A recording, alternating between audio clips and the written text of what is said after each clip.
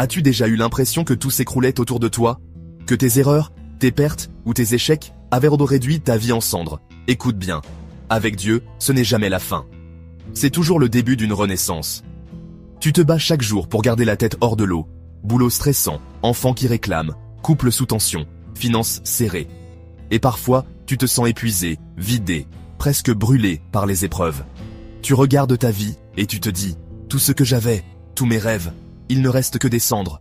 Que tu sois une femme qui jongle entre famille et des carrières, ou un homme qui porte la pression sur ses épaules, tu n'es pas seul dans ce feu. Je pense à Julien. Marié depuis 10 ans, il a tout perdu en quelques mois. Son emploi, son couple, et même sa santé s'est effondrée sous le poids du stress. Le matin, il n'avait même plus la force de se lever. Tout ce qu'il voyait, c'était des ruines. Peut-être que toi aussi tu te reconnais. Ce sentiment d'être brisé, fatigué, coupable, inutile. Devant ton miroir, tu finis par murmurer. Tout est fini pour moi. Mais écoute ceci, Dieu ne voit pas comme toi tu vois. Dans Ésaïe 61, 3, il est écrit. Il te donnera un diadème au lieu de la cendre, une huile de joie au lieu du deuil, un vêtement de louange au lieu d'un esprit abattu.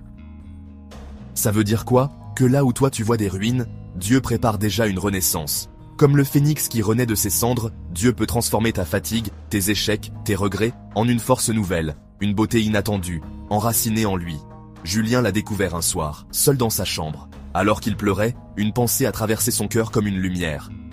Ce n'est pas fini, je peux encore t'élever. Il a compris que Dieu ne lui demandait pas de tout réparer, mais simplement de lui confier ses cendres. Et toi, aujourd'hui, tu peux faire le même pas. Prends une feuille. Écris ce qui te pèse. Une relation brisée, un projet perdu, une blessure, un regret.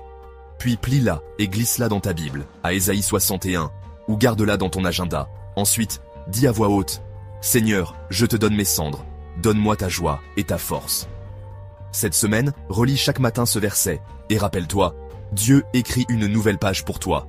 Tu peux aussi écrire, juste à côté de ton fardeau, une promesse biblique. Exemple. Échec professionnel. Dieu a pour moi des projets de paix et non de malheur. Jérémie 29, 11. Chaque jour, proclame cette promesse.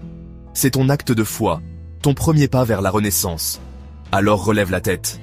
Ne reste pas au sol. Tu n'es pas défini par ton passé, tes erreurs ou ta fatigue.